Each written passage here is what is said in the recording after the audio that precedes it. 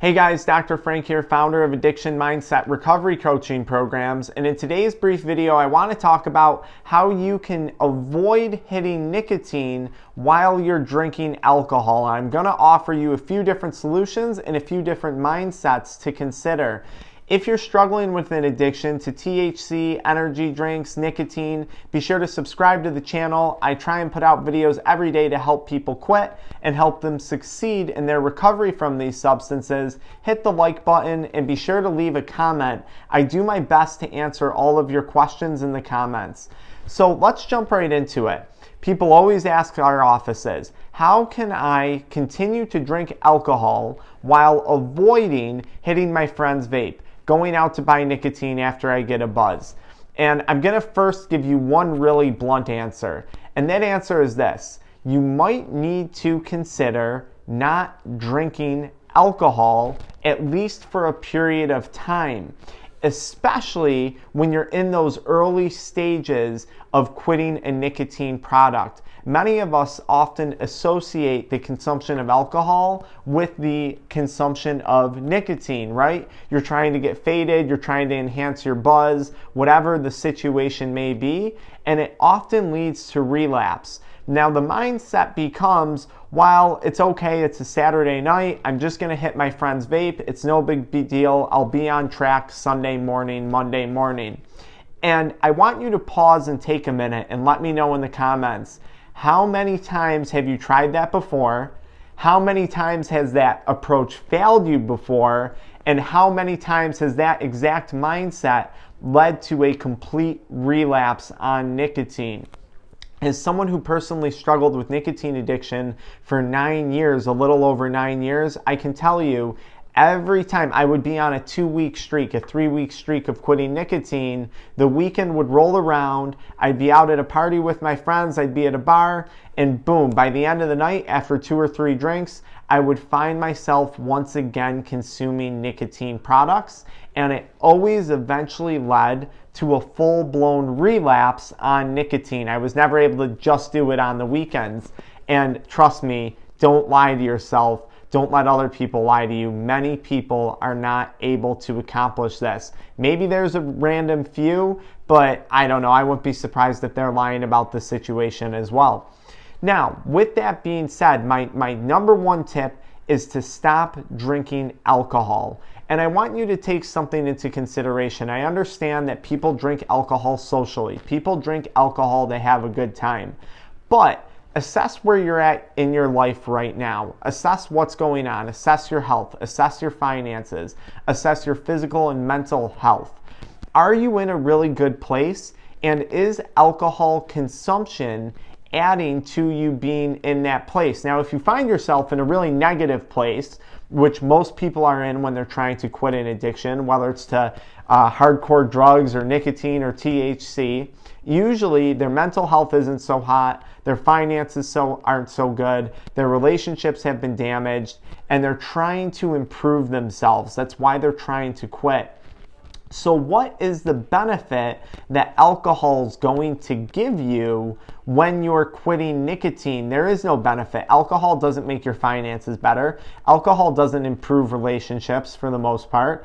And does alcohol really enhance a good time? Are you having a good time because of the alcohol? Or are you having a good time because you're spending time with friends, because you're spending time with family at a social event, because you're having that human interaction? And you may say, well, it's because of the alcohol. Well, if that's the case, then is getting drunk in your room at night, getting drunk alone at night, a good time? Because if the alcohol is what is responsible for the good time, then you should in theory be able to remove your friends, remove your family, remove those other things from your life, and still be having a good time getting drunk alone. I think the answer for most people is no, getting drunk alone is not a good time. It's a horribly depressing time.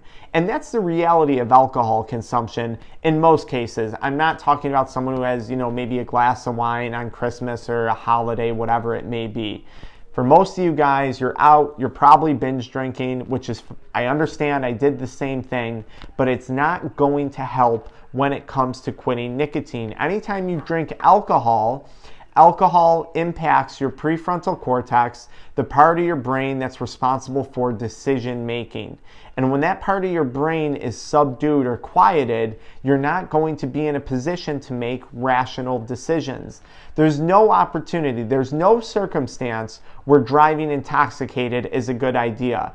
Yet, there's thousands of DUIs and DWIs written every day by police officers. It's because people are under the influence of alcohol and they're making poor decisions. So, if you're trying to make better decisions for yourself, is alcohol really going to aid in that? Now you might be thinking, okay, I get it. I probably do have to stop drinking alcohol if I'm serious about quitting vaping or quitting smoking because I've relapsed so many times when I've used alcohol. But what am I going to do when I'm at a bar? What am I going to do when I'm out with my friends? I know for myself, I always get a seltzer water with lime or lemon in it. I'll just ask for that. Everyone thinks it's a vodka tonic, vodka soda, and quite frankly, other people don't really care what you're doing. It's none of their business. If you're trying to better yourself, don't worry about what other people think when you're in social situations. If your biggest concern right now, even if you're at a young age, is what are these other people going to think of me if I'm not drinking? First of all, they should respect it. Second of all, you might need to assess the people that you're hanging out with.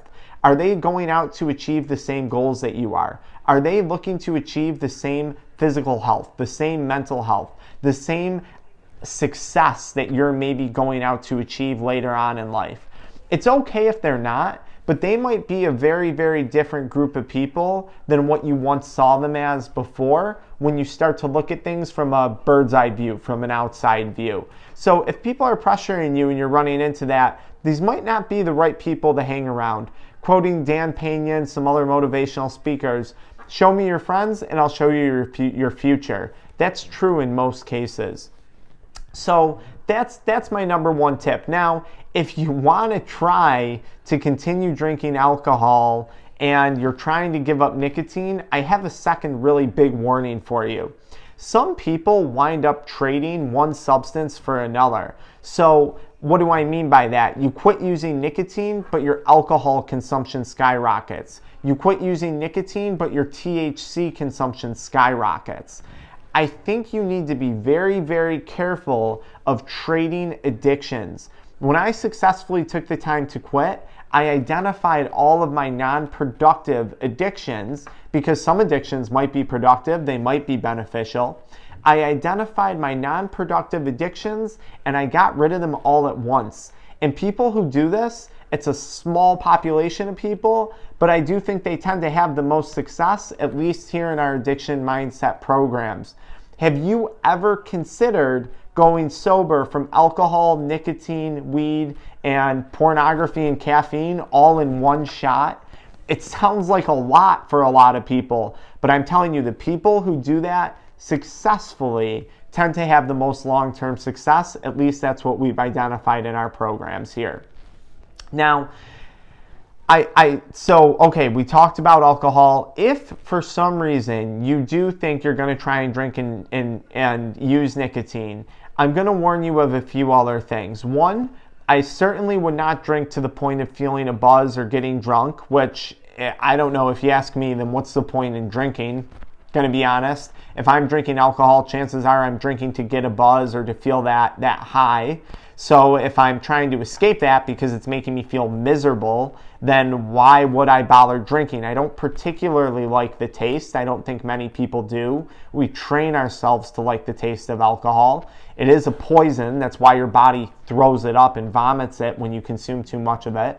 But I would recommend just having one drink, one beer, one whatever weak alcoholic beverage, because I think the moment you get that buzz, the moment you get that high, that addictive voice in your brain is going to want to enhance it through the use of nicotine, THC, drugs, whatever the other substance may be. So you can try that. If you've tried it before and you failed, I would recommend not trying that again, because chances are you're going to get the same outcome again. But that would really be it. I guess that's really my only tip. You could try, but if you've tried that before, why bother? And here's my advice.